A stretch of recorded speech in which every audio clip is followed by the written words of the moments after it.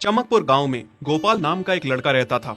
उसकी सौतेली माँ और बाप ने उसे घर से निकाल दिया था। उसकी सौतेली माँ ने सब कुछ अपने और अपने बच्चों के नाम पे कर रखा था और गोपाल को हिस्से के नाम पे 3 गायें दे रखी थीं। गोपाल पढ़ा लिखा तो बहुत था, पर नौकरी ना मिलने के कारण उसने सोच लिया था कि वो अब उन तीनों गायें की खूब देख रेख करके उनसे जो दूध मिलेगा उसे बेच के अपना कारोबार चलाएगा।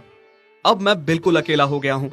गौ माता, तुम तीनों के अलावा मेरा अब कोई भी नहीं है। बस मेरा घर चलाने के लिए तुम तीनों को मेरी मदद करनी होगी। तीनों गायें बहुत ही हट्टी कट्टी और जवान थीं और रिश्ते में भी एक दूसरे की बहनें लगती थीं। चंपा, चमेली और मैना। मैना सबसे बड़ी और समझदार गाय थी। चंपा गर्भवती थी और चमेली को अभी अभी बच्चा हुआ था। वो दूध दे रही थी, जिसके दूध को बेच के गोपाल का थोड़ा बहुत घर चल रहा था। पर गोपाल को अब चंपा और मैना पे पूरा भरोसा था कि जब उनका बच्चा हो जाएगा तो वो खूब दूध देने लगेंगी और जिससे उसका कारोबार अच्छे से सेट हो जाएगा। देखा चमेली बहन, हमारे मालिक को कितनी उम्मीदें हैं हम तीनों से। हाँ चंपा, सुना मैंने, मालिक ने हमसे कितनी सारी उम्मीदें लगा रखी हैं। और उम्मीद रखे भी क्यों ना, कितना समय खर्च करते हैं मालिक हम पे और कितनी सेवा करते हैं हमारी, कितना खिलाते पिलाते हैं हमें। और फिर हम मालिक की उम्मीदों पे खरा ना उतरेंगी तो धिक्कार है हमारी जिंदगी पर। सही कह रही हो बहन तुम। चलो हम तो मालिक के लिए कुछ ना कुछ कर ही लेंगे। तुमने बच्चा दे दिया है, दूध भी दे रही हो, मैं भी गर्भवती हूँ। थोड़े दिनों में मैं भी बच्चे को जन्म दे दूंगी, फिर दूध भी देने लगूंगी। लेकिन इस मैना दीदी को देखो, हम दोनों से बड़ी हैं, एक बार भी बच्चा ना दे पाई आज तक। क्या इसका फर्ज नहीं बनता मालिक के लिए कुछ? ये तो बड़ी हैं, हमसे ज्यादा इसको मालिक के लिए करना चाहिए था, लेकिन हम छोटी होकर इतना सोच रहे हैं। तुम दोनों ऐसा क्यों कह रही हो? क्या गलत कह रहे हैं हम? सही तो कह रहे हैं। कितने सालों से बांझ पड़ी हो तुम। ऐसा कैसे कह सकती हो तुम? बच्चा देना ना देना मेरे हाथ में थोड़े ना है। मैं भी तो माँ बनना चाहती हूँ ना। मैं भी चाहती हूँ कि दूध दूँ और मालिक को मेरे दूध से कुछ फायदा हो। अरे तुम क्या बच्चा दोगी जो इतने सालों से नहीं दे पाई?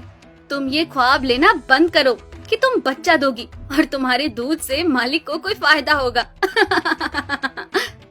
दोनों छोटी बहनें बड़ी बहन मैना की बेबसी का मजाक उड़ाती हैं और उस पे हंसती हैं। इस बात से मैना बहुत दुखी होती है और रोती है कि उसी की बहनें उसको दिलासा देने की बजाय उसे ताने मार रही हैं, उसका मजाक उड़ा रही हैं। फिर एक दिन गोपाल का पड़ोसी उससे कहता है, अरे गोपाल, तुम्हारी 2 गायें तो ठीक है, एक गाय का क्या है?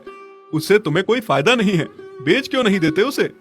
अरे नहीं नहीं भाई साहब, बेचना क्यों उसे? अभी बच्चा नहीं दे रही तो क्या पता कल वो बच्चा दे दे। कोई भी काम जल्दबाजी में नहीं करना चाहिए।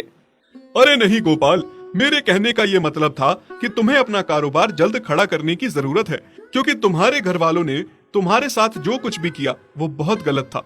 अब तुम्हें जो भी करना है अकेले ही करना है। आगे शादी भी तो करनी है तुम्हें, उसके लिए भी खूब पैसा कमाना पड़ेगा। जब तुम्हारी सारी गायें दूध देंगी तभी तो कारोबार अच्छा चलेगा ना। हाँ, बात तो तुम सही कह रहे हो भाई। मेरी मानो तो तुम अपनी गायों को क्रॉस करवा के देख लो, शायद उससे बच्चा हो जाए। हाँ, ये सुझाव तुमने सही दिया, मैं कल ही ऐसा कर लेता हूँ। सुना तुमने मैना बहन मालिक की बातों को? कितना परेशान है मालिक तुम्हारी वजह से, पर तुम्हें तो कोई बात कह ही नहीं सकते। झट से बुरा जो मान जाती हो तुम। मैना ये सब सुन के बहुत दुखी होती है, पर करती भी क्या, उसके हाथ में कुछ नहीं था।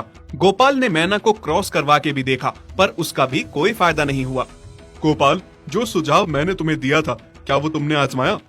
हाँ भाई, वो भी करके देख लिया, पर उसका भी कोई असर ना हुआ। ये गाय किसी काम की नहीं है गोपाल, मेरी मानो तो इसे बेच दो।